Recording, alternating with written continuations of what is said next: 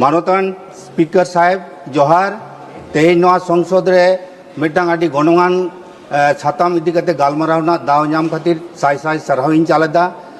गणगान कथा दो नवा कना जे हाले के जहां तालमा सरकारे उछना कदाय जे नवोदय विद्यालय जहां इरेल गेल मोड़े गोटांग नवा भारत दिसम रे होय लागिदो कना मेनका आदि रस्क रेना कथा चेदा से सेचेत सारे रेना अंगीबार दो सनाम को आगे मेना बेनखान दुख रेना कथा पश्चिम बांगला रे दो नवा इरेल गेल मोड़े गोटांग भितरे दो मेटांग हुंडे दो बाय नाम कदाय चलावन सेरमा जहां बारगेल इरेल गोटांग नवोदय विद्यालय रेना कथा उछल लेना ओना भितरे रे मात्र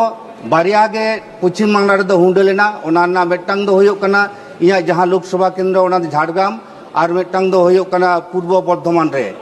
अब साबानाम को के बन बाडाया जे नवोदय विद्यालय तलाते दो पठुआ को जेरकम लासेर हातांग को तैयारोआ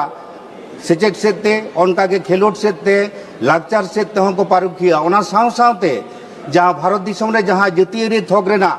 बिनिड हुआ ओना बिनिड रे उनको दो को जितकरो रेना अइदर को हामेट दाड़िया ओनाते